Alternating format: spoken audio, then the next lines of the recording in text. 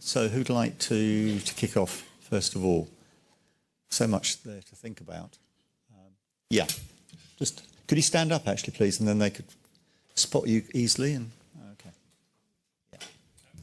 Miles Logie.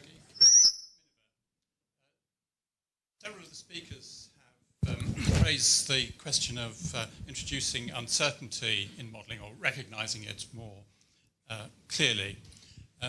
I've been running a campaign for a little while to, not that anyone's noticed, but to try and reduce the use of the word uncertainty because it has a negative connotation.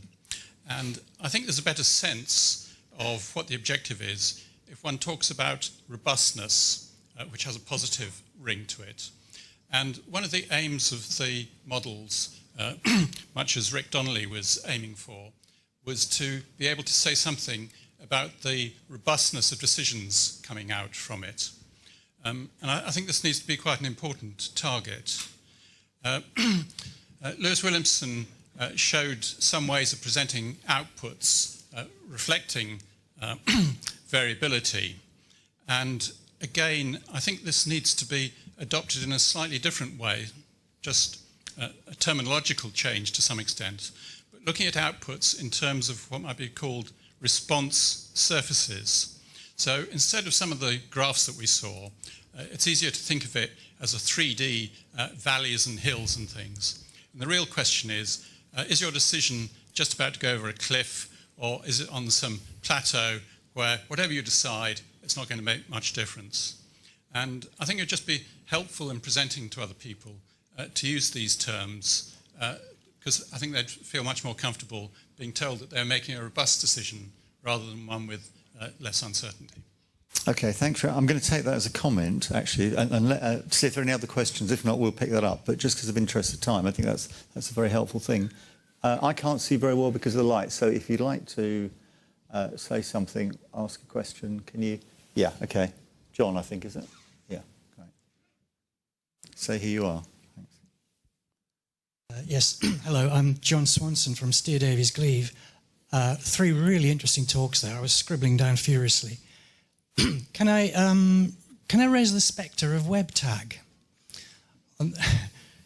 On the grounds that for the American visitors, WebTag is a thing that it's transport appraisal guidance. It's a very detailed set of guidelines on how transport modelling should be done if you want to get public money for a project, and indeed appraisal.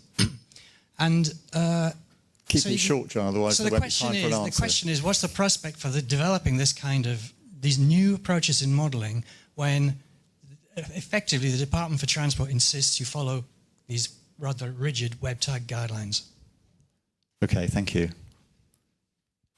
Yeah.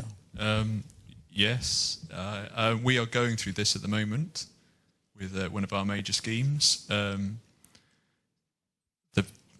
biggest issue we've got with WebTag at the moment is that with the sort of cease of major scheme funding in 2008, which just stopped, the skills within our side and also DFT side of knowing what they're actually asking us for has gone. And we're now all learning together, but we're still trying to apply these standards rigidly in a world that is changing rapidly. So it's an unusual and interesting game we're playing at the moment. I'm really interested in the American approach of get rid of national set standards that are very slow to change and reflect modern society, and maybe use a more scientific approach where we allow the experts to agree broadly in how things should be done. To be honest, one of the approaches we're starting to look at is also on the basis that government fund, the only consistency about government funding is it's reducing.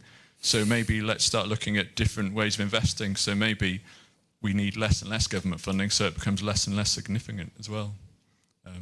So those are the approaches we're looking at going forward. Okay.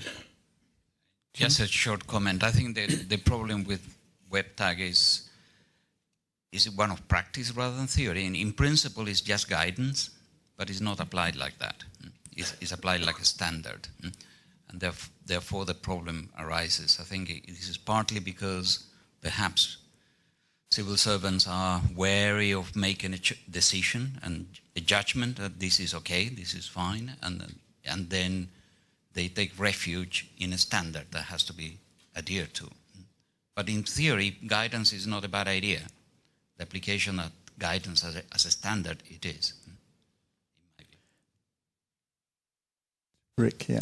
Yeah, it seems like standards are great things for reproducible processes. So if we were building freeways or motorways or transit structures or things like that, clear as a bell.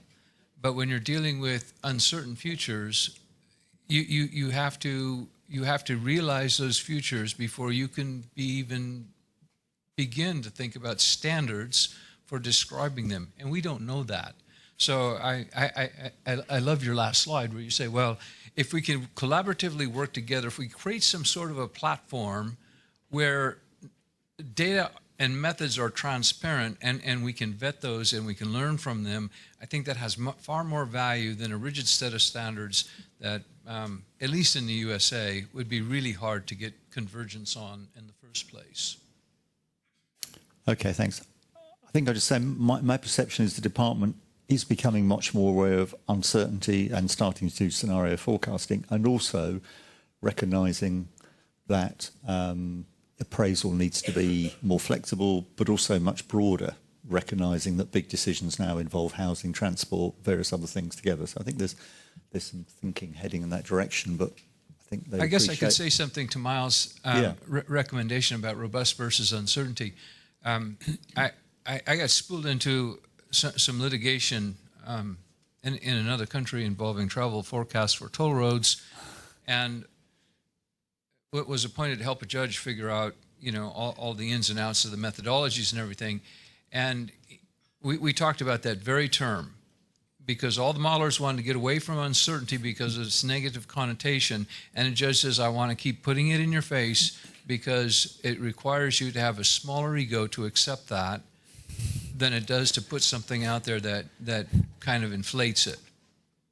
And maybe he's got something there. I like uncertainty for that reason. Okay, I think I saw one or two other hands.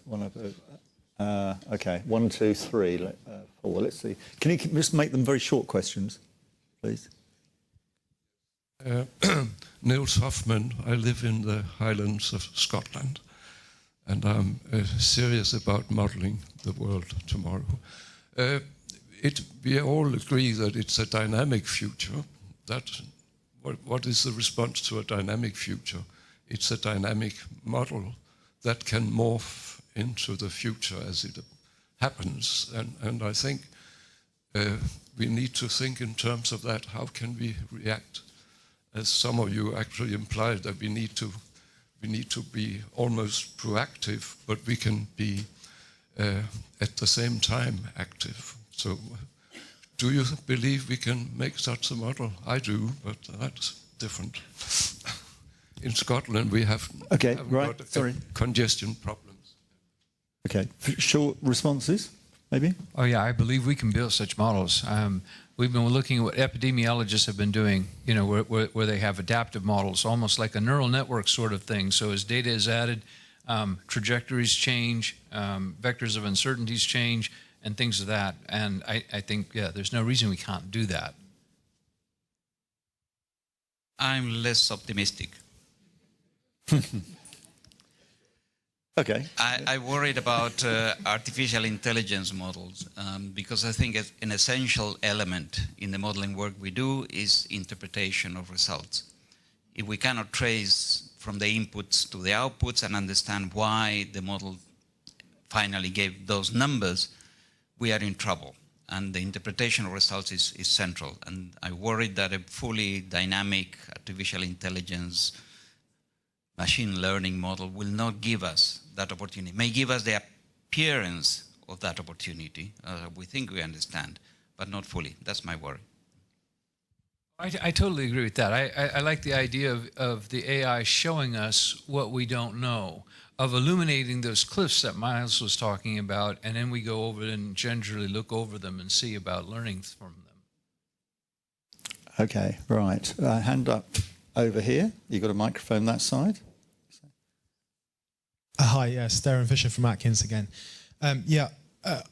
On that point, I think that that's true, that artificial intelligence shouldn't be your modeling platform, but I think that cognitive computing can inform the aspects that you were talking about, human behavioral inputs to the system, how they affect the system. And especially in terms of, you got all this big data about Twitter, like, you know, big bubbles about how people mention different parts of infrastructure, where they are and stuff. And I think that if you feed that into the cognitive computing, you can understand what those inferences are, whether they're criticizing the train system because of its scheduling problems, or if they're criticizing Southern trains because they're not comfortable enough. And that can inform your oracle, and your oracle can then decide what your model for the computing system can be. Do you see that? Is there stuff happening on that? Yeah, I mean, if you talk to Daniel, he will explain that more. But my understanding of what we're doing with Zipabout is that essentially it is using these different data sources, but refining it through data fusion to give you clearer understanding of what the tweet might be saying. And then what we're trying to do is use data outputs from things like Zipabout and other work that we're doing to then use that to inform our policy making decisions. And I think what we're trying to do is go from a process of understanding all this big data and pointing us in the right direction. And then the next stage is going down to the detailed analysis once we think we're in vaguely the right direction, which I think was sort of broadly the process that was being discussed. Okay, thank you. One more quick, snappy question, if it's a quick, snappy one. Hi, Richard Bradley from Atkins. We seem to move into bigger, more maintainable models, which might be a single point where you go to get funding and things. All things considered, should we consider privatizing these models? Good. Anybody want to come back on that? Yes.